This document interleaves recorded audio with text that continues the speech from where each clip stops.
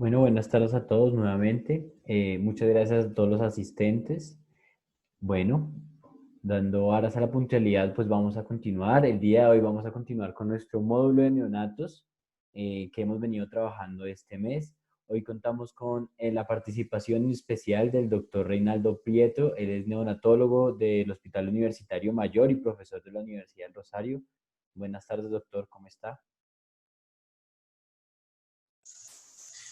Hola Diego, buenas tardes. Gracias por la presentación.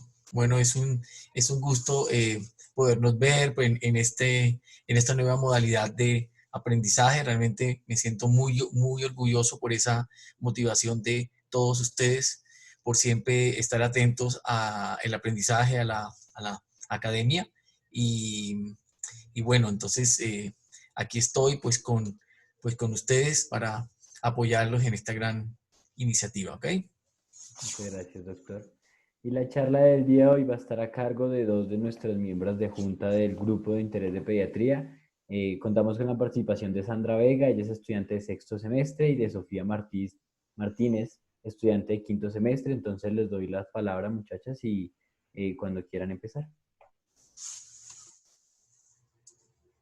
Hola, buenas tardes a todos. Yo soy Sandra Vega. Nosotros vamos a pues hablarles un poquito de ictericia neonatal pues en esta tarde. Vale, yo soy Sofía Martínez de quinto semestre. Entonces, listo, comencemos. Bueno, estas pues, son las referencias que nosotras utilizamos para esta presentación. Decidimos como dividirla en, primero, como tratar unas definiciones clave, luego hablar un poquito de fisiopatología, diagnóstico y manejo. Entonces, antes de empezar, queremos explicarles que tenemos como dos dinámicas. Una que es cuando aparezca pues este muñequito, vamos a hacer como unas preguntas, de verdad son súper fáciles y pues es como para que participen. Y la otra es es un crucigrama que nosotros pues hicimos como para seguir con la dinámica de los puntos de las casas y que todos participen como súper activos. Listo. Entonces, inicialmente tenemos dos preguntas. Entonces, la primera es pues qué es ictericia o cómo se define y qué es hiperbilirrubinemia. Alguno que quiera participar, no sé, pueden como levantar la mano o abrir el micrófono, como quieran.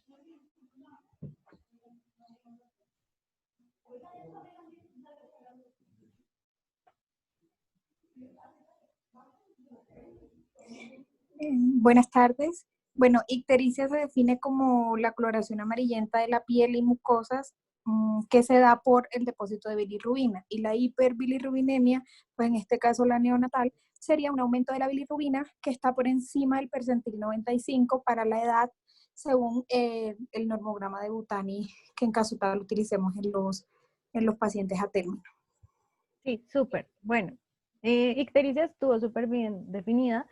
Y hiperbilirrubinemia también, aunque también algunos textos nos dicen que es por encima de 5 miligramos sobre decilitro. Otra cosa importante es que en la ictericia fisiológica tiende a alcanzar un pico hasta de 8 a 9 miligramos por sobre decilitro en la fisiológica.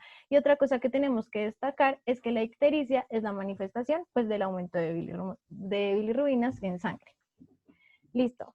Entonces, como definiciones clave, nosotras les traemos hiperbilirrubinemia neonatal benigna, que es el aumento transitorio y normal de las bilirrubinas, se conoce también como ictericia fisiológica. Hiperbilirrubinemia neonatal grave, que es mayor a 25 miligramos sobre decilitro, y extrema, mayor a 30 miligramos sobre decilitro. El BINT es la disfunción neurológica inducida por bilirrubinas, como encefalopatías o el quecnícteros, que más adelante pues les vamos a contar qué es.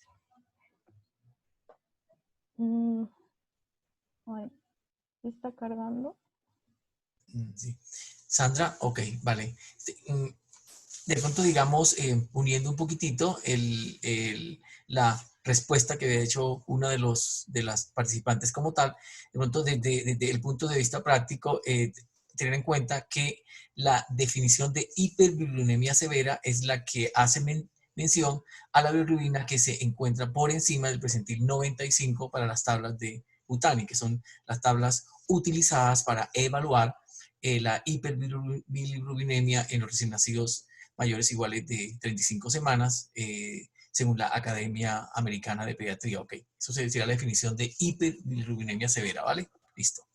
Vale, muchas gracias, doctor. Bueno, entonces, para iniciar, antes de todo, les vamos a hablar un poquito del metabolismo de la bilirrubina. Como a manera general se dividen en 3 pasos: la síntesis, conjugación y excreción. Pero entonces nosotros como que les traemos esta tablita para que sea más fácil de entender. Pues nosotros tenemos la producción inicial de los glóbulos rojos en la médula ósea, estos salen a la sangre y pues cumplen sus funciones de transporte de oxígeno y de CO2. Ya dado pues su ciclo de vida, que en adultos es 120 días y en pues neonatos es de 85 días, estos van hasta el sistema retículo endotelial, principalmente al vaso, donde van a ser degradados. Primero, pues se degradan en el grupo hemo y en la globina. La globina va al pool de aminoácidos y el grupo hemo se divide en monóxido de carbono, hierro y biliverdina. La biliverdina es, pues, por medio de la biliverdina reductasa convertida en bilirrubina no conjugada, que es insoluble. Por eso se tiene que unir a la albúmina para ser transportada en sangre y luego al llegar al hígado por medio de la UDP-glucoroniltransferasa se convierte en bilirrubina no conjugada. Se convierte en bilirrubina conjugada, lo que la hace soluble pues, en la sangre para ser excretada. ¿Cómo se va a excretar? Pues esta va a ser enviada al tracto gastrointestinal, donde pues se va a convertir en urobilinógeno y luego por medio de oxidación en estercobilina, que va a ser la que le da pigmentación a las heces. También se puede devolver como a la circulación hepática y por último en urobilina, que es la que le da pigmentación a la orina. Entonces, como les dije, eran 3 como procesos grandes. La síntesis, que se da en el sistema retículo endotelial, que es como por toda la degradación de los glóbulos rojos. Luego la conjugación, que es cuando se vuelve una bilirrubina conjugada o soluble, pues para poder ser eliminada. Y la excreción, que es la última, por heces o por orina. Listo. Entendiendo esto, ¿cómo creen que pues se puede dar la fisiopatología o qué procesos estarían alterados para que se dé un aumento de la bilirrubina en sangre?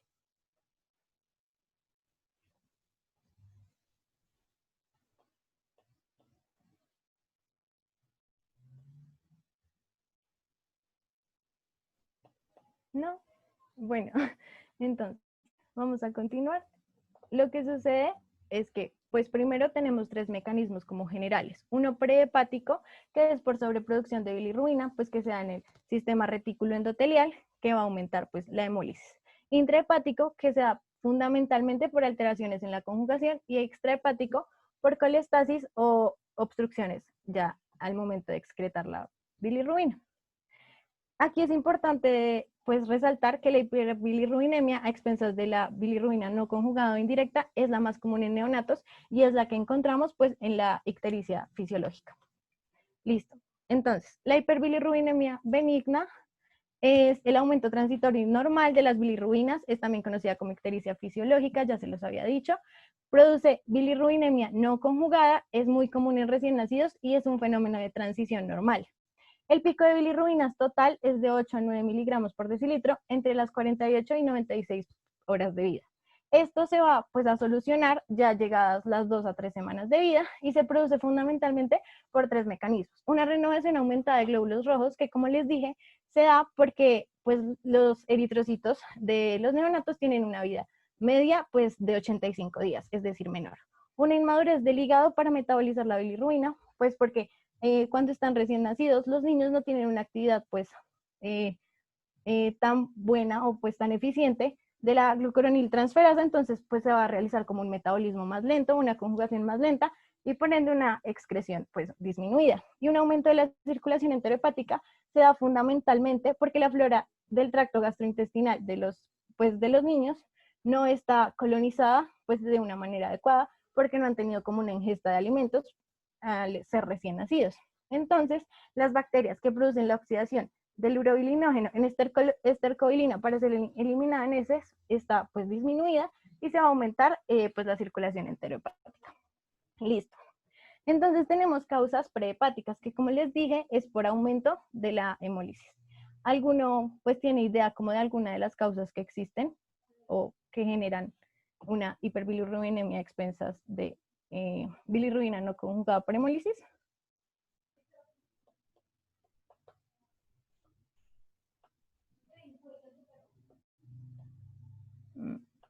Bueno, entonces tenemos todas estas causas Primero, hemólisis mediada por anticuerpos o incompatibilidad AB o RH. Recordemos que los eritrocitos tienen unos antígenos de membrana que van a producir, pues que se encuentran en dependencia de, pues, el fenotipo ABO o el RH. Esto es importante porque cuando los eritrocitos o el cuerpo entra en contacto con un con un antígeno que no hace parte, pues, de como los eritrocitos propios, va a generar anticuerpos y esto pues va a producir una hemólisis de los eritrocitos que no son propios. En el embarazo pues es importante tenerlo en cuenta o durante la gestación, porque en madres con RH pues negativo o fenotipo O, porque pues si el feto viene con RH AB o RH positivo, porque pues las madres van a generar como una respuesta inmune. Esto es pues importante fundamentalmente tenerlo en cuenta en la historia durante el segundo embarazo con antecedente pues de un hijo que de madre RH negativo o RHO, pues fenotipo AB o RH positivo. Defectos hereditarios de la membrana de los eritrocitos, aquí encontramos, por ejemplo, la esferocitosis, que nos van a producir es una hemólisis aumentada, dada pues esta anormalidad. Defectos enzimáticos, tenemos como la glucosa 6-fosfato deshidrogenasa, que es una enzima que nos ayuda a reducir como los radicales libres de oxígeno en el eritrocito y pues nos ayuda como a mantener su estabilidad. Es importante cuando existe como una deficiencia porque los eritrocitos pues se van a ver expuestos a radicales libres de oxígeno y se van a pues hemolizar. La sepsis no tiene como un mecanismo conocido, sin embargo, se cree que pues aumenta el riesgo de hemólisis y policitemia y hematomas se presentan fundamentalmente en hijos de madres diabéticas con aumento de la policitemia y una disminución en la capacidad de metabolizar pues la bilirrubina. Listo. En causas hepáticas tenemos fundamentalmente las que son causadas por una deficiencia de glucuroniltransferasa por mutaciones heredadas en el gen que codifica para esa. Entonces, les recuerdo, esta enzima es la encargada de conjugar la bilirrubina en el hígado para volverla soluble. Tenemos como pues síndromes más comunes o bueno, más destacados, el síndrome de Crigler-Najjar, tipo 1 y tipo 2. El tipo 1 es una herencia autosómica recesiva que cursa con hiperbilirrubinemia grave de 2 a 3 días pues después del nacimiento. Esta es importante porque hay un déficit total de la enzima, entonces por ende no se va como a realizar como la conjugación. Y en la tipo 2 es una herencia autosómica dominante que tiene unos niveles de enzima bajos, pero detectables, y que responde de manera adecuada al manejo con fenobarbital. Aquí es importante porque, pues, dado esto, es una hiperbilirrubinemia que se puede como tratar. Y el síndrome de Gilbert es un trastorno común, es el más común, pues, de los trastornos de la glucuronidación y conduce a una hiperbilirrubinemia no conjugada. También es por defectos heredados del gen. Listo. También tenemos un aumento de la bilirrubina por aumento de la circulación enterohepática, que se puede pues, producir principalmente por 3 causas. Ictericia por leche materna, que es cuando los niveles de bilirrubina total son superiores a 5 miligramos sobre decilitro, pero que persisten por más de las 2 o 3 semanas que les dije que era el tiempo en el que pues, se daba todo lo de la hiperbilirrubinemia pues, benigna. Aquí es importante tener en cuenta que se cree que se da por sustancias que se encuentran en la leche materna, que lo que van a producir es un aumento de la circulación enterohepática. El hilio u obstrucción intestinal nos produce pues una inadecuada eliminación de las heces, o en realidad no se da como una eliminación por medio de las heces y por ende lo que no se puede eliminar de esta manera pues va a regresar a la circulación enterohepática y se aumenta la bilirrubina. Y la lactancia, fracaso, ictericia es una hiperbilirrubinemia asociada a la pérdida de peso, por lo general se da en la primera semana de vida y pues se asocia a que los niños no lograron pues tener una adecuada lactancia y por ende se produce una disminución de la excreción de bilirrubina y se aumenta la circulación enterohepática de esta. Listo. Y ya para terminar, tenemos la extrahepática que se relaciona con la excreción, que puede estar asociada a infecciones perinatales como son TORCH, que es pues toxo, sífilis, rubiola, citomegalovirus y herpes, sepsis e infecciones de vía urinaria, también obstrucción biliar que se asocia a hepatitis neonatal, atresia biliar que es la más común dentro de este grupo, quistes del colédoco y problemas metabólicos como fibrosis quística, galactosemia e hipotiroidismo. Entonces los dejo aquí con Sofía. Vale, listo. Entonces, luego de ya haber visto toda la parte fisiopatológica, nos vamos a enfocar en cómo vamos a hacer este diagnóstico de la ictericia neonatal. Entonces, sabemos que esta se presenta muchas veces en los recién nacidos, siendo la mayoría de las veces fisiológicas. No obstante, cuando esta ictericia es patológica, puede llegar a generar grandes daños neurológicos irreversibles, por lo que su diagnóstico adecuado es indispensable. ¿Qué pasó?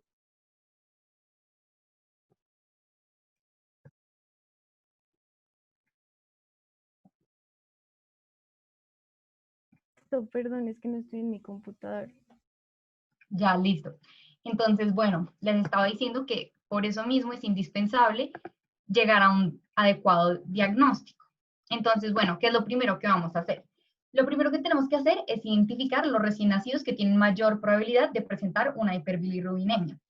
¿Cuáles son estos factores de riesgo? Entonces, tener una edad gestacional menor a 38 semanas, porque ya sabemos que los bebés pretérmino tienden a generar más hemólisis de los eritrocitos. Segundo, tener un hermano que presentó ictericia y requirió fototerapia. Tercero, tener una ictericia visible en las primeras 24 horas de vida. Esto es súper importante, ya lo vamos a ver más adelante también. Lo siguiente es la intención de solo ser alimentado con leche materna. Lo siguiente es tener un grupo sanguíneo RH incompatible con la madre, como pues Sandra ya nos estaba explicando anteriormente. También puede ser tener infecciones durante la gestación o tener una madre diabética. Dale.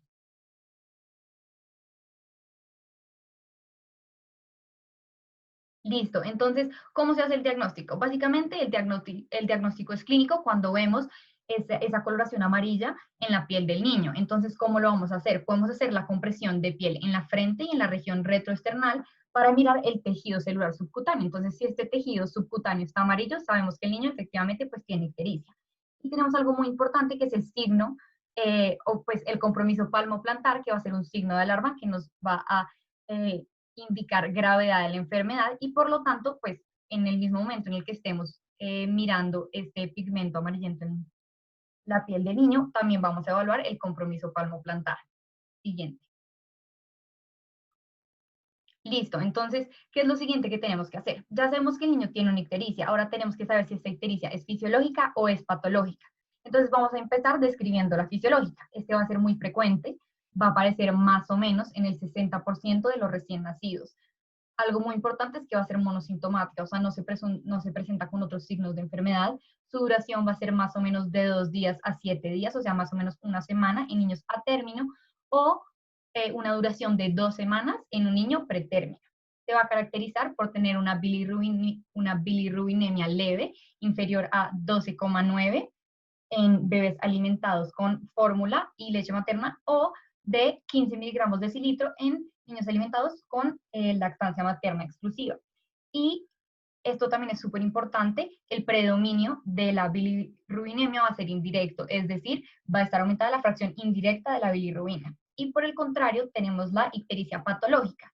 Entonces, esta va a ser anormal si se presenta en las primeras 24 horas de vida del recién nacido o se acompaña de otros síntomas. Entonces, no va a ser monosintomática como lo veíamos en la fisiológica. Esta va a ser infrecuente, solo se va a presentar más o menos en el 6% de los recién nacidos. Vamos a tener que los niveles de bilirrubina van a aumentar más de 5 miligramos de decilitro diariamente, o sea, al día, o 0,5 miligramos de decilitro por hora, o sea, es un incremento grande y rápido de la bilirrubina. Adicionalmente, va a superar los niveles de bilirrubinemia normales que veíamos en la fisiológica, que es mayor a 12,9 miligramos de decilitro en aquellos niños alimentados con fórmula o 15 miligramos de decilitro en aquellos niños alimentados con lactancia materna. Y vamos a tener en exámenes una fracción directa de bilirrubina mayor a 2 miligramos de decilitro. Siguiente.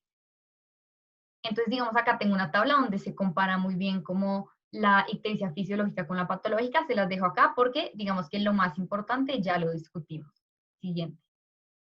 Listo, entonces ahora que ya tenemos digamos que el diagnóstico, y que, digamos, tendríamos una ictericia de aparición en las primeras 24 horas que nos indican que podría ser patológica, que vamos a ver en el examen físico. Entonces, primero, pues vamos a observar ese color amarillento en la piel y en las mucosas del recién nacido cuando la bilirrubina empieza a tener unos niveles por encima de 5 miligramos de cilitro. Adicionalmente, sobre todo en los estados patológicos, ese tinte amarillo en la piel o pues la ictericia no solo va a estar presente en la piel y en las conjuntivas, sino que también lo vamos a poder observar en el líquido cefalorraquídeo, en las lágrimas y en la saliva. Entonces, también sabemos que, digamos, esto nos indica más hacia un diagnóstico patológico de la ictericia. También vamos a observar que la ictericia primero va a aparecer en la cara del niño, luego va a descender de manera cefalocaudal, extendiéndose hacia el área del tronco y posteriormente hacia las extremidades.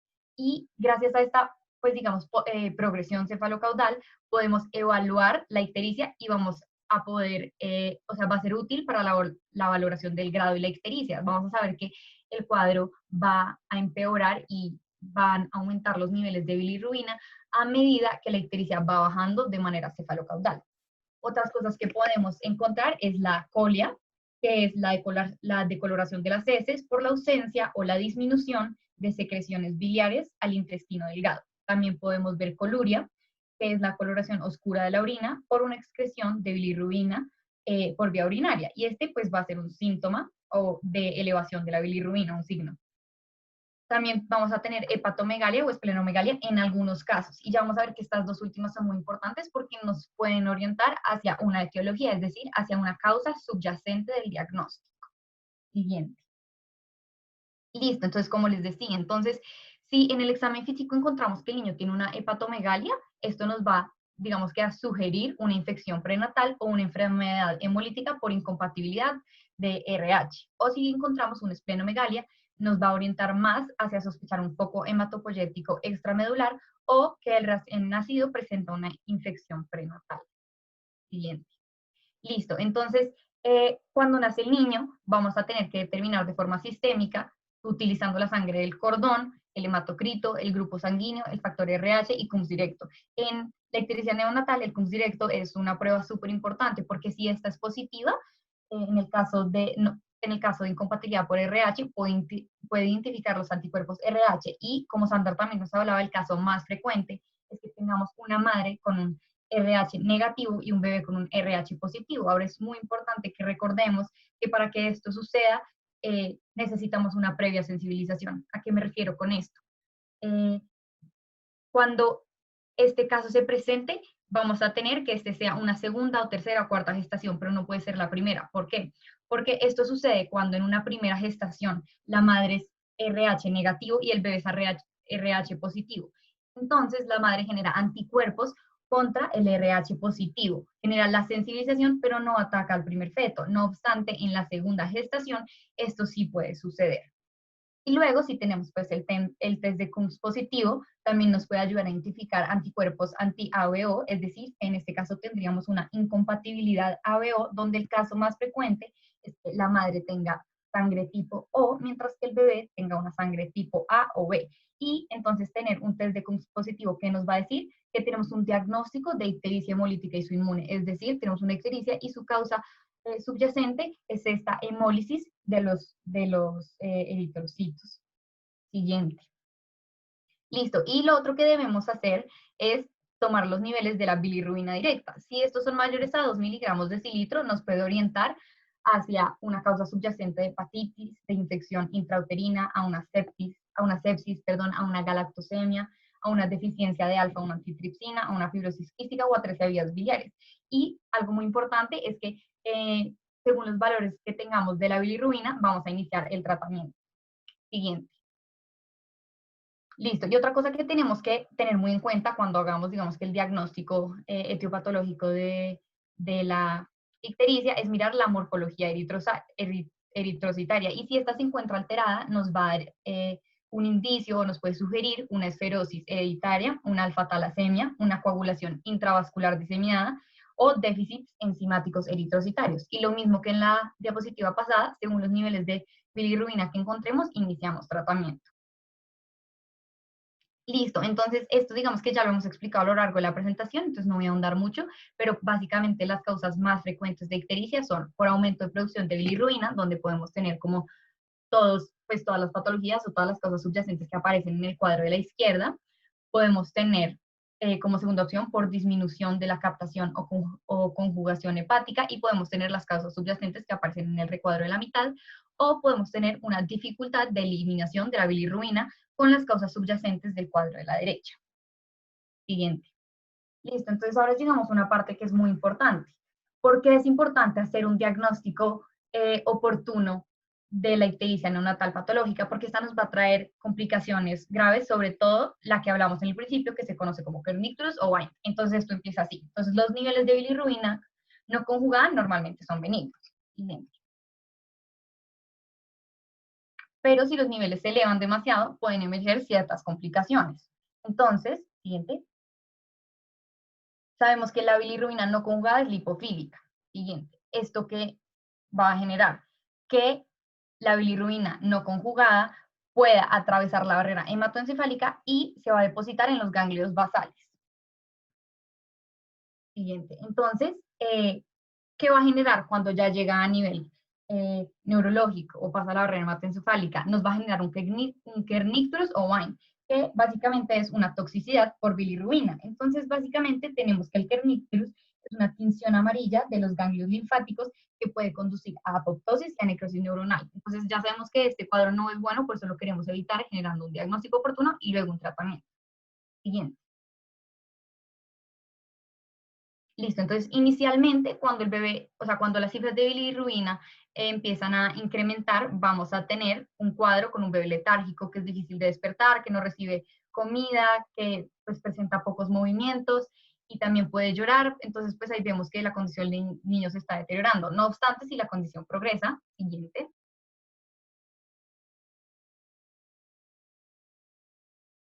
vamos a tener un bebé con estupor. Ahora el bebé va a tener hipotonía, puede evolucionar a convulsiones y podría llegar eventualmente a la muerte. Entonces necesitamos evitar este cuadro.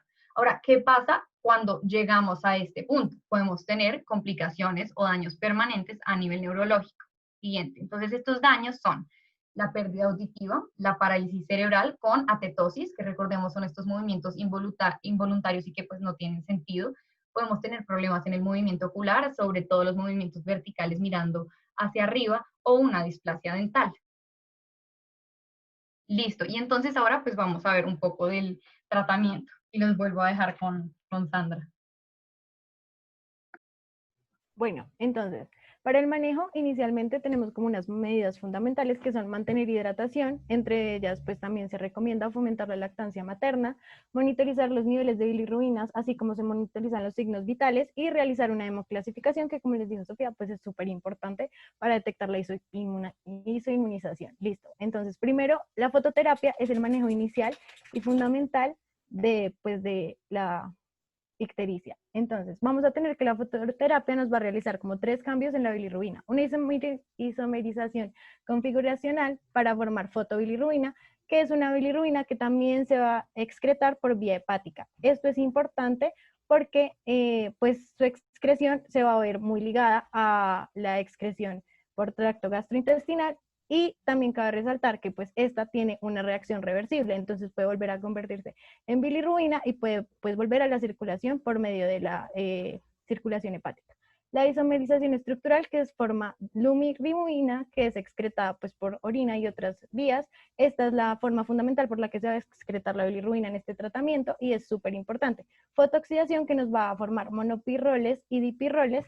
Esto es importante, pero pues es una reacción lenta y pues no va a tener como gran impacto. Aquí es importante también recalcar que los fotoproductos de estos procesos no son neurotóxicos, entonces no van pues a producir bind. Y también es súper importante iniciar en hiperbilirrubinemias severas, pero sin embargo es importante tener en cuenta pues el nomograma que les voy a mostrar más adelante para realizar pues un manejo adecuado. Exsanguinotransfusión. Yo les puse acá que actúa como removiendo la bilirrubina porque pues va a ser como un cambio de sangre entre el feto. Es importante tener en cuenta que, entre el neonato, es importante tener en cuenta que se debe realizar con una sangre, pues, que haya sido extraída, idealmente en menos de 3 días. Esta exsanguinotransfusión precoz se realiza en las primeras 12 horas, recomendada fundamentalmente en hidrops fetal inmune, en neonatos que muestren signos de encefalopatía aguda, porque es una complicación muy severa, y en bilirrubina total mayor a 5 miligramos sobre decilitro por encima de las líneas de riesgo, y que no disminuye con una fototerapia intensiva. La inmunoglobulina intravenosa se encarga de bloquear la hemólisis en el sistema retículo endotelial. Esto es importante en pues, hiperbilirrubinemias producidas por isoinmunización por ABO o RH. Las metaloporfirinas son inhibidores competitivos de la hemoxigenasa, que es la enzima que se encarga de convertir el grupo hemo en monóxido de carbono, hierro y biliverdina. Esto es importante pues porque va a alterar todo el metabolismo de la bilirrubina. El fenobarbital se utiliza, como les dije, en el síndrome de Klinger-Najar tipo 2, que va pues, a ser un inductor enzimático de la bilirrubin-glucuroniltransferasa, y esto pues, nos va a permitir la conjugación de la bilirrubina y su eliminación. El manejo quirúrgico se va a presentar solo pues, en atresias biliares, que por lo general son congénitas, les dije que es la primera causa, o en causas de ictericia obstructiva. Y la isoinmunización ABO-RH debe seguir ciertas indicaciones para iniciar el manejo, pero fundamentalmente se basa en fototerapia. En algunos casos ya muy graves se implementa la exsanguinotransfusión y también la inmunoglobulina intravenosa. Este es el nomograma que pues del que les hablé, que es de Butani. Aquí tenemos, pues en este momento los tenemos en cuenta para dar egreso al paciente y fijar como el seguimiento. Este nos va a dividir al paciente según la edad en horas y los niveles de bilirrubina sérica. Esto es importante, pues uno, para iniciar el manejo en pacientes de alto riesgo, identificar factores de riesgo para pues una ictericia en diagnóstico clínico y pues dar un manejo adecuado y rápido. Listo, esto sería como pues básicamente a muy grandes rasgos como todo el manejo. Listo, y entonces ahora les vamos a leer un caso clínico y queremos que los que quieran participen con nosotros para resolverlo. Entonces, tenemos un neonato a término de 38 semanas con peso adecuado, madre de 20 años, O positivo, hijo previo de 2 años. Es valorado a las 12 horas de edad en alojamiento y presenta un tinte ictérico en cara y tronco. Entonces tenemos las siguientes preguntas. Vamos a resolver una por una. Entonces, ¿qué tipo de ictericia tiene este paciente y por qué? Entonces,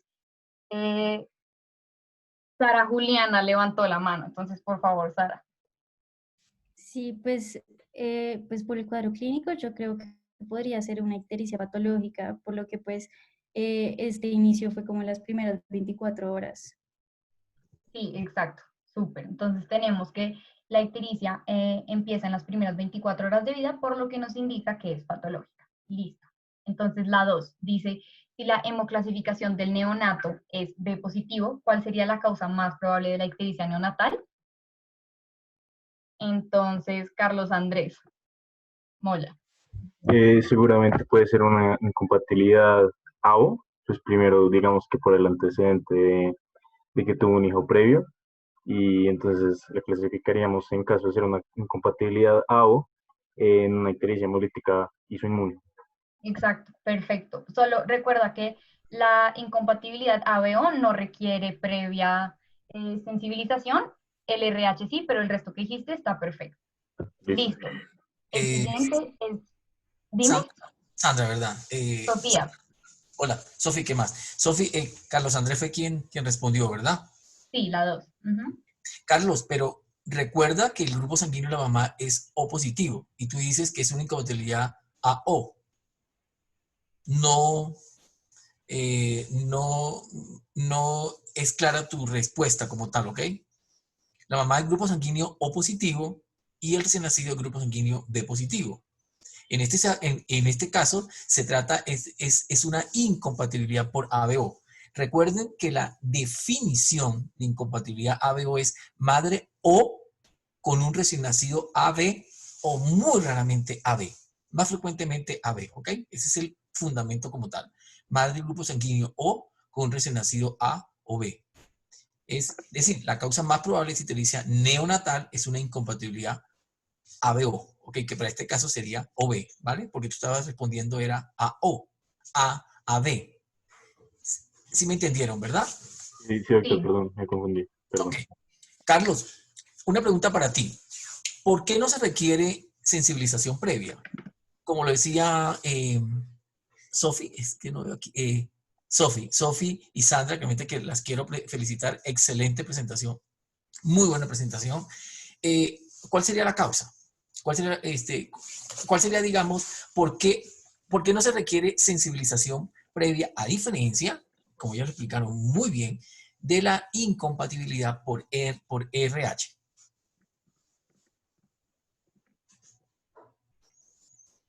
¿O quién quiere contestar de mis estudiantes que acabaron de pasar por Medellín la semana pasada? Si hay alguno en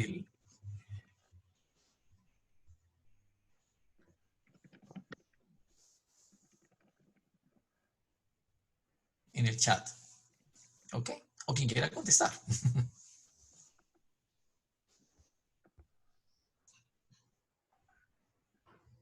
El que responde esta pregunta se gana puntos para la casa. Entonces, Sí, como modo para que se incentiven a responderla.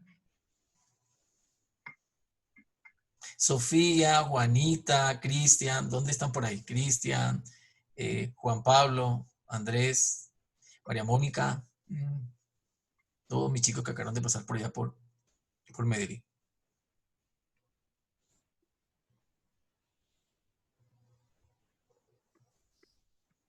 ¿No hay nadie por ahí, no?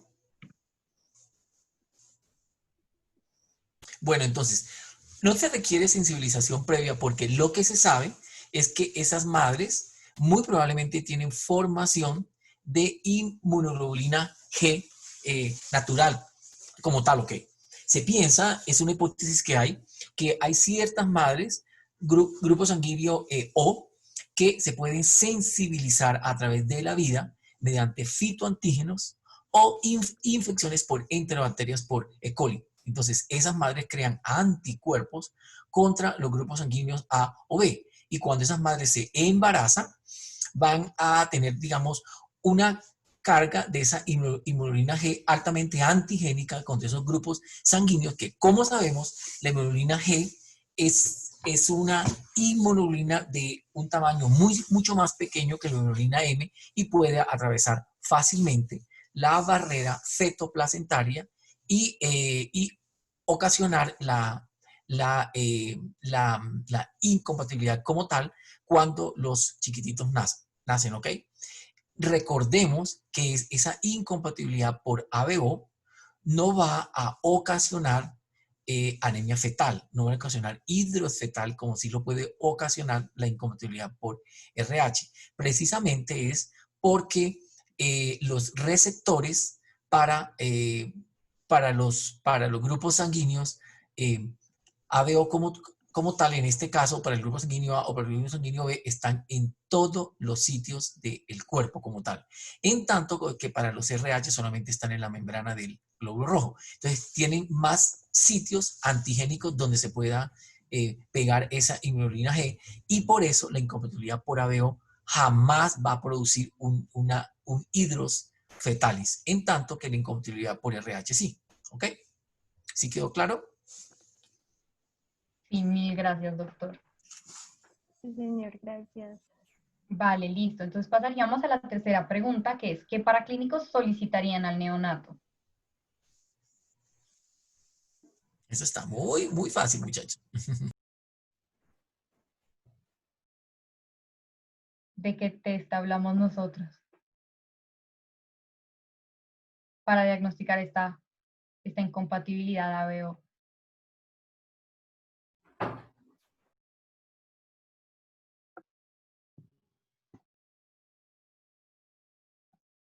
Creo que sería ICUMS, ¿no? Sí, Sí. perfecto. El CUPS directo. ¿Qué otros paraclínicos? ¿Quién respondió? ¿Qué otros paraclínicos solicitarías?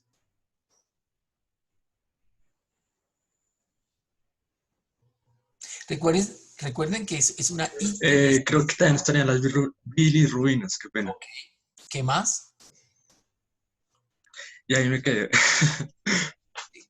Ok. ¿Quién está respondiendo?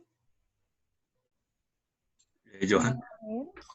Johan, entonces, recuerda que es una ictericia, okay, como tú dijiste, o como respondió, alguien respondió dentro del chat, que era una ictericia de tipo patológico, que era una ictericia temprana, y que el mecanismo que está mediando, en este caso, básicamente es un fenómeno hemolítico, ¿ok? Recuérdense que la ictericia, toda ictericia que aparezca en las primeras 24 horas de vida va a ser una ictericia patológica, y la causa más frecuente de esa ictericia patológica va a ser hemólisis, que para este caso ya la causa la tenemos determinada, que es una incompatibilidad por ABO, más específicamente una incompatibilidad OB. Entonces, si tú estás evaluando un paciente con hemólisis en cualquier grupo etario, ¿qué paraclínicos solicitarías? Pues podríamos hacer una determinación de hemoglobina, también un cuadro hemático del paciente, pues para ver la severidad que tiene. Perfecto. Entonces, ¿Qué más? Ya habías comentado que bilirrubinas. ¿Qué otros paraclínicos pides? pues el cuadro hemático para determinar la severidad de la hemólisis que se viene presentando. Sí. ¿Qué otros paraclínicos? Si lo que estás evaluando es ictericia, ¿qué vas a pedir?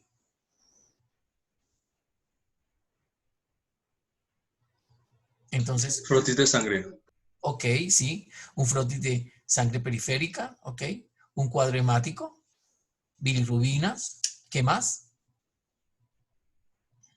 Alguien había dicho que un KUNS de tipo directo, ¿ok?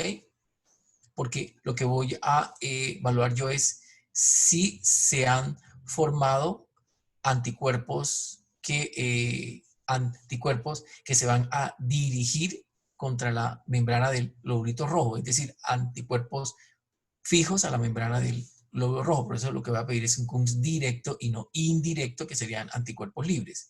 Y voy a pedir también reticulocitos, ¿verdad? Cuadro hemático, reticulocitos, bilirrubinas, hemoclasificación si el paciente no lo tiene, bilirrubinas el frotis de sangre periférica. Y si realmente a mí me gusta, por lo menos si estoy considerando una ictericia patológica temprana, como en este caso, siempre pedir albúmina, ¿ok? Vale. Listo. Gracias, doctor. Listo. Y entonces la última pregunta que tenemos es que si el reporte de bilirrubinas total se encuentra en 10 miligramos de decilitro, ¿qué conducta iniciaría de acuerdo a la tabla de Butani y cuál curva tendría en cuenta y por qué?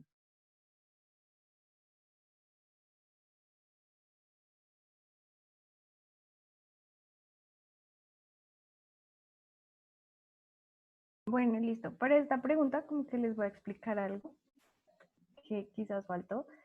Y esta no es la gráfica para como iniciar el tratamiento, por así decirlo, pero pues les voy a explicar. Es la misma, con las mismas, ¿cómo les digo? Con la misma bilirrubina total sérica y con la edad en horas. Lo que nos va a mostrar esta tabla son también 3 líneas, una que nos va a hablar de los neonatos que no tienen neonatos nacidos a término sin ningún riesgo. Otra de los neonatos entre las 36 y 37 semanas sin ningún factor de riesgo, o neonatos a término con algún factor de riesgo de la tabla. Y la última, la de abajo, es neonatos entre 37 y 36 semanas con factores de riesgo. Entonces, esto nos va a dividir como la tabla en 3, como pues en zonas, y dependiendo pues de la ubicación, esto nos habla de si se debe iniciar un tratamiento pues rápido o no. Entonces decimos que nuestro paciente estaba a las 12 horas pues, de vida y tenía una bilirrubina de 10, teniendo en cuenta que pues se debe elegir como una línea según la edad de pues gestacional en la que se dio pues el nacimiento o los factores de riesgo. Como les dije, la primera es pues sin factores de riesgo y una edad pues a término. La segunda es una edad a término con factores de riesgo o pues entre 37 y 36 semanas sin factores de riesgo, y la última entre 36 y 37 semanas con factores de riesgo, donde clasificarían a nuestro paciente. Ya les vuelvo a mostrar como la historia.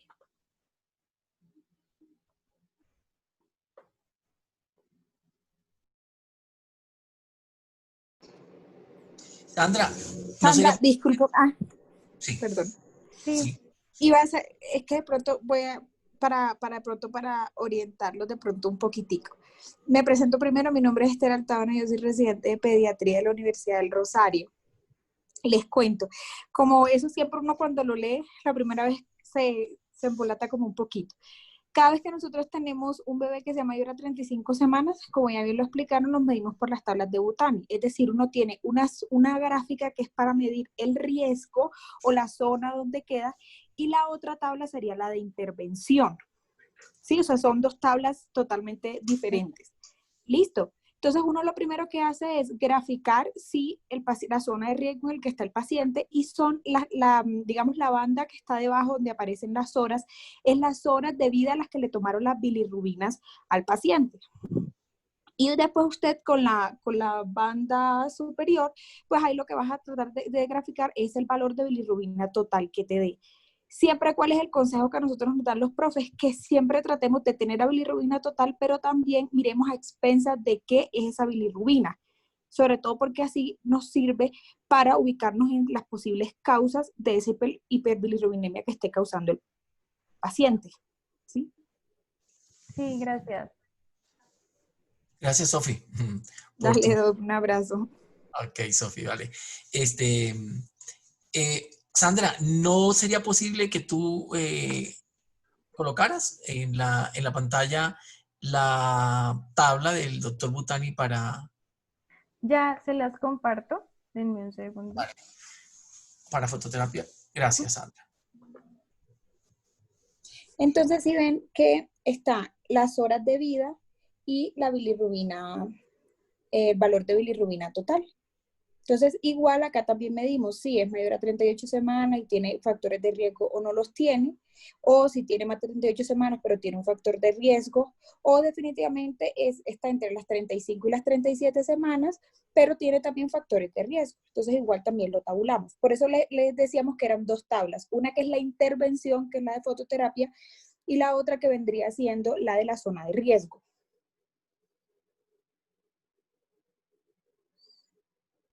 Ok, entonces desde el punto de vista práctico, no sé quién quiere intervenir dentro del chat para hacer el ejercicio, ¿ok? Entonces sería pues un niño con una edad gestacional de 38 semanas, ¿es verdad? 38 semanas. Quien tiene el factor de riesgo sería ¿cuál? Es un niño a término, pero con el factor de riesgo que sería ¿cuál? Es una ictericia que aparece en las primeras 24 horas de vida y que es una ictericia debida a una incompatibilidad OB. OB, sí, ¿ok? Y que está ictérico en las primeras 24 horas. Entonces, como dice Sofi Altabona como tal, es una ictericia de tipo hemolítico, ¿ok? Se está comportando como una ictericia hemolítica como tal. Aquí por lo menos hay que tener en cuenta que si bien es cierto, para uno definir enfermedad hemolítica como tal, no tiene que tener, digamos, todos los componentes como tal, que los reticulocitos estén altos, que haya anemia, que el CUNS directo esté positivo o no. Recuerden que el CUNS directo es positivo en estos fenómenos hemolíticos, en el periodo neonatal, tan solo en un 20 o entre un 20 y un 30%. Es decir, tener un CUNS directo positivo nos puede apoyar, pero tampoco no lo descarta como tal. De pronto, aquí el criterio más importante es que es una ictericia que aparece en las primeras 24 horas de vida, que ya de entrada eso es patológico, y eso es hemolítico, ¿ok? Y tenemos la causa que es una incompatibilidad por ABO, ¿ok? Entonces, como dice Sofi, en ese caso, como es un niño mayor de 38 semanas y tiene el factor de riesgo que es hemólisis, lo vamos a evaluar en la segunda curva, ¿ok? Y con unas bilirrubinas de 10 miligramos a las 12 horas, en donde la curva, como ustedes ven, ese nivel de bilirrubinas como tal estaría muy por encima de el punto de intervención o del umbral de intervención, y ese niño definitivamente va a requerir fototerapia. La pregunta para el grupo sería, ¿en cuánto tiempo hago yo las bilirrubinas de control?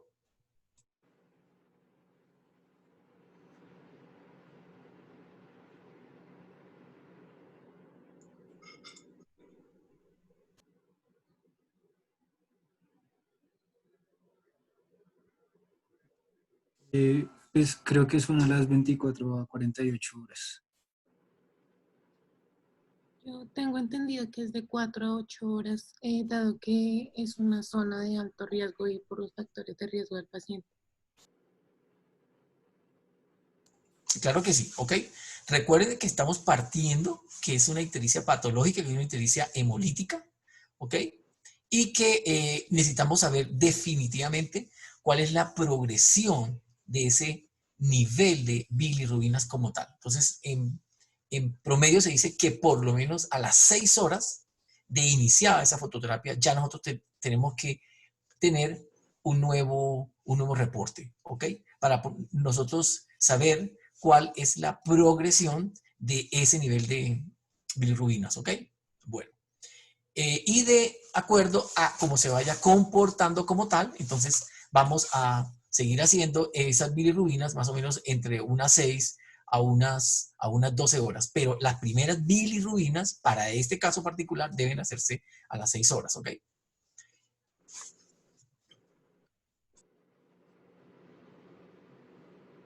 Gracias.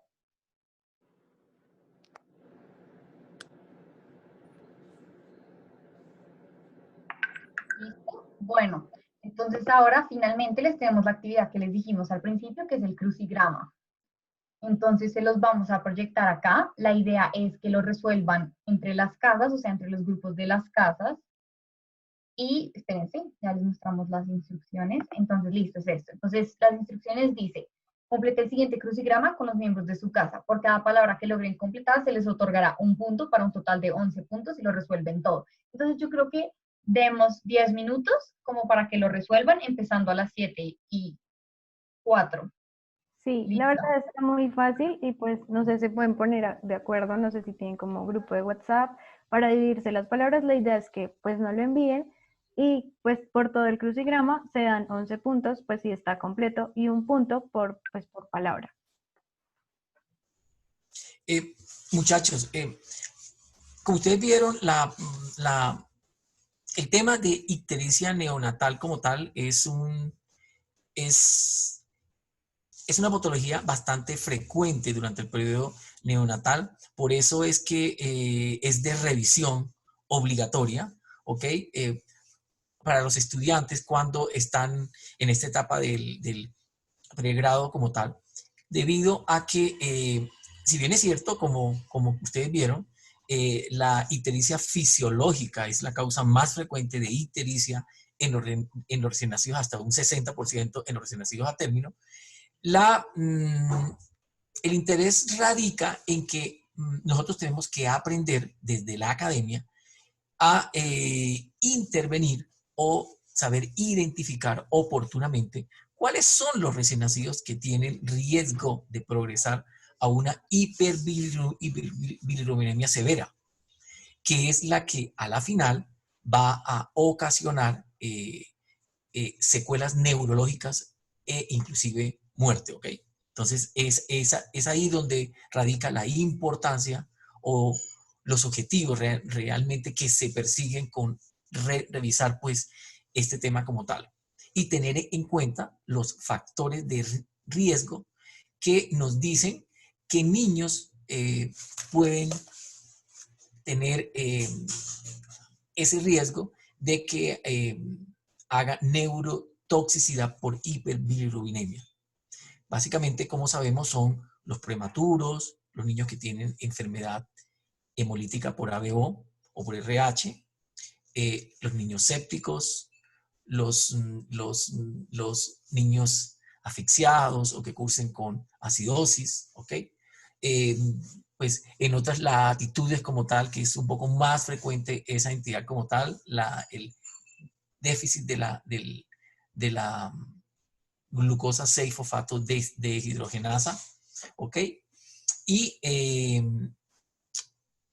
la ictericia, definitivamente que aparezca en las primeras 24 horas de vida como tal, ¿ok? Entonces, ustedes tienen que a tener muy claro las definiciones, qué es una ictericia patológica, qué es una ictericia fisiológica, cómo se debe abordar una ictericia patológica temprana, que la causa más frecuente de ictericia patológica temprana es la hemólisis, que ustedes sistemáticamente tienen que siempre en el control prenatal o en el momento del parto determinar el grupo sanguíneo y el RH de la mamá, asimismo el grupo sanguíneo y el RH del recién nacido para poder establecer riesgo, que ningún recién nacido ni ninguna puérpera pueden salir de un hospital sin que se haya determinado ese o se haya clasificado ese riesgo, si se trata de una incompatibilidad por RH o por ABO. Y la otra parte importante también es el seguimiento como tal, ¿ok? Lo que se dice es que los recién nacidos que tengan factores de riesgo para hiperurinemia severa, esos niños tienen que estarse evaluando más o menos en un lapso de unos 3, máximo 5 días, ¿ok? Por eso es que la consulta del recién nacido sano más o menos se ha establecido que se debe hacer al egreso, se debe dar una cita para que todos los recién nacidos sanos vengan a una consulta más o menos en ese lapso de riesgo en el momento del egreso, ¿ok? El otro aspecto también muy importante es el control prenatal, como tal, que nosotros identifiquemos durante el control prenatal las mamás que sean RH negativas, porque nosotros podemos hacer una intervención en esas madres, las mamás que sean RH negativas y que no estén sensibilizadas, esas mamás se les puede aplicar una inmunoglobulina anti-D para prevenir de que esas madres no hagan un fenómeno que no produzcan anticuerpos y que esos anticuerpos no lleven a que los niños hagan una hemólisis desde el periodo fetal o que no hagan una hiperbilirubinemia severa en el periodo postnatal inmediato como tal. Entonces, esa mamá se les coloca una dosis de inmunoglobulina anti-D, que es lo que se denomina el Resuman, en la semana 28, y en el posparto inmediato, idealmente en las primeras 72 horas, deben recibir esas mamás RH negativas también la inmunoglobulina anti-D para nosotros poder prevenir de que en las futuras gestaciones esas madres no vayan a hacer una isoinmunización y no vayan a tener sus hijos ningún tipo de complicación, ¿ok? ¿Vale? No sé si Sofi quiera hacer alguna intervención adicional. Sofi Altabona.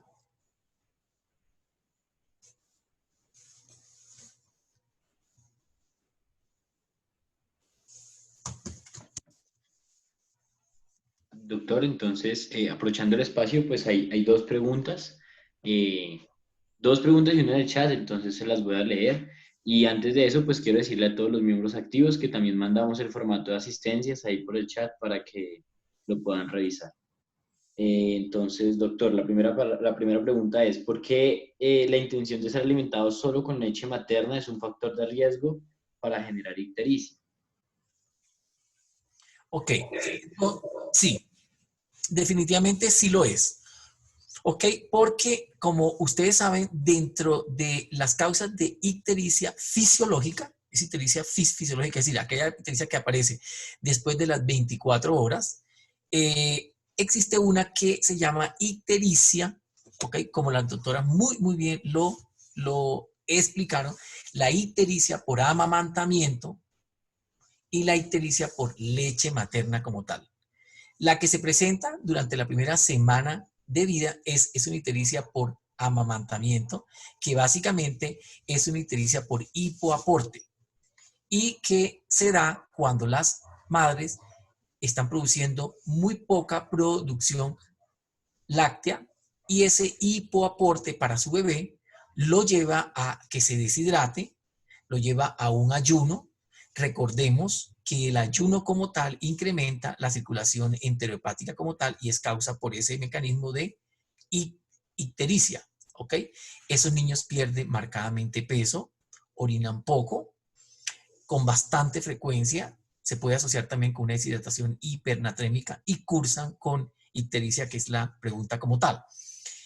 Sabemos definitivamente que por ese mecanismo de ictericia asociada al amamantamiento pueden presentar ictericia como tal. Pero la otra causa que también puede producir ictericia asociada a leche materna es la ictericia que se denomina ictericia por leche materna como tal, que se debe básicamente porque se cree que los ácidos grasos en la leche materna o de pronto hormonas que se encuentran en la leche materna como el 3-alfa beta pregnandiol de pronto compiten o bloquean, bueno, pueden competir, digamos, con la unión, con la albúmina, pero más se cree que de pronto bloquean, digamos, la glucuroconjugación hepática como tal, ¿ok?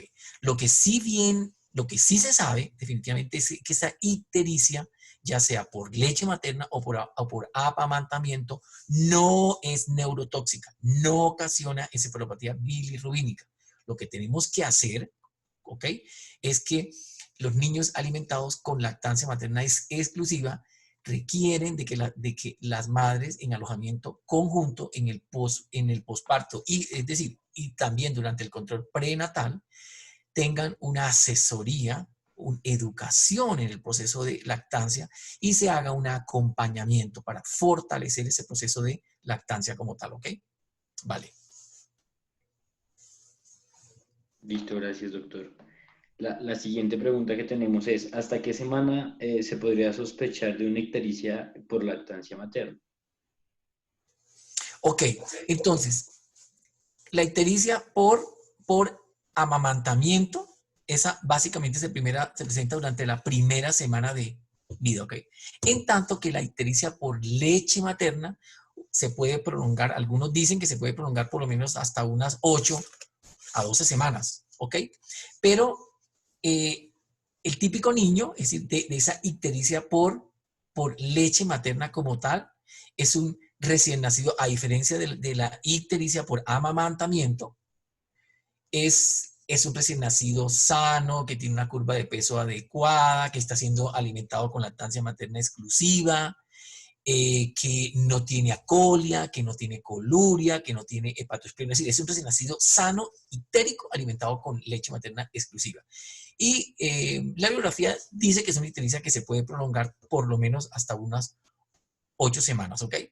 Lo que sí es cierto es que definitivamente, si ustedes encuentran un niño ictérico, ¿ok?, con una ictericia que se prolongue más allá de las 2 o 3 semanas, por lo menos al mes de edad, pues siempre vamos a hacer unas bilirrubinas en ese bebé para nosotros poder clasificar que no se trate de una bilirrubina, de una ictericia prolongada de tipo obstructivo, o aunque clínicamente pues vemos que muy probablemente no lo sea, ¿ok? Porque como yo les digo, es un recién nacido sano, no tiene acolia, no tiene coluria, pero sí necesitamos hacer unas bilirrubinas para nosotros poder saber, como decía Sofía Altaona, si esa hiperbilirrubinemia o esa ictericia que tiene ese bebé es de predominio indirecto o de predominio directo. La ictericia por leche materna o por amamantamiento es una ictericia de tipo indirecto. Es decir, no es una ictericia patológica, ¿ok? Listo. Listo, doctor, muchas gracias. La siguiente pregunta está correlacionada con la dosis de inmunoglobulina. Dicen que, o sea, ¿en qué momento durante la gestación está indicado y hasta qué semana, digamos, hay un plazo establecido para aplicar la inmunoglobulina anti-D? Ya. Entonces, como yo les dije, la inmunoglobulina anti-D básicamente está indicada en las madres que sean RH negativas, que no estén isoinmunizadas. ¿Cómo van a saber ustedes que una gestante no está isoinmunizada? Se le hace a esa materna trimestralmente una prueba de Coombs indirecto, que el CUM indirecto lo que va a evaluar son anticuerpos libres, porque recuerden, la mamá no tiene el antígeno RH en su glóbulo rojo, esos son anticuerpos libres. Si esa mamá es RH negativa, si su CUMS indirecto es negativo, esa mamá en la semana 28 de la gestación y en el posparto, en las primeras 72 horas, se le va a colocar una dosis de...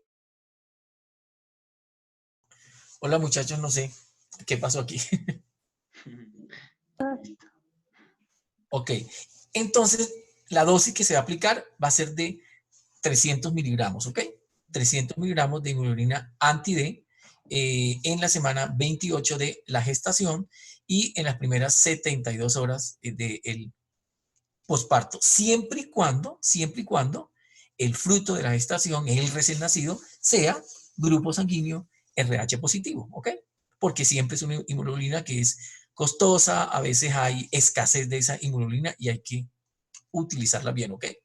Si la mamá es RH negativa y el recién nacido es RH positivo, se va a colocar la inmunoglobulina. Pero si el recién nacido es RH negativo, eso significa que no requiere la intervención, ¿ok? ¿Listo? Listo, doctor. Tenemos una última pregunta que nos llegó aquí en el chat. ¿El fenobarbital solo es usado para el síndrome de Crigler-Najjar o se puede usar profiláctico en otros tipos de ictericia? ¿Qué les digo yo? No. La única indicación que tiene el fenobarbital definitivamente es en el Crigler-Najjar tipo 2, pero el fenobarbital como tal no lo utilizamos para el manejo de las ictericias obstructivas o la colestasis neonatal. De pronto, en cierto momento, cuando vamos a hacerles las gamografías hepatobiliares con tecnesio 99, en los casos que estemos estudiando una ictericia obstructiva, algunos protocolos utilizan el fenobarbital durante unos 3 a 5 días para mejorar, digamos, el rendimiento y, digamos, de ese estudio con radioisótopo, pero en ese caso sería para hacer diagnóstico como tal, pero no, el fenobarbital es un medicamento que no está indicado en el manejo de la ictericia neonatal, ¿ok?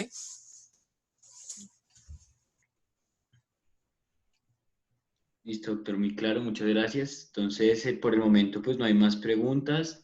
De nuevo le agradecemos su participación y su gran interés por acompañarnos el día de hoy. Es muy valioso que nos acompañe en este tipo de actividades y en verdad se lo agradecemos mucho. Y bueno, si alguien tiene más preguntas, pues daremos un minuto más. Para las casas, pues espero ya todos hayan enviado el crucigrama. Y ya, de no ser más, entonces muchas gracias a todos también. Feliz noche. Muchas gracias a todos. Gracias. a todos.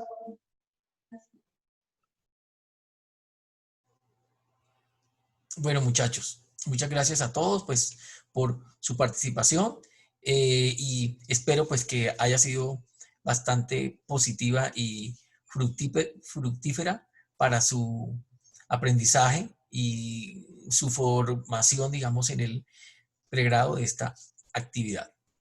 Muy buenas noches.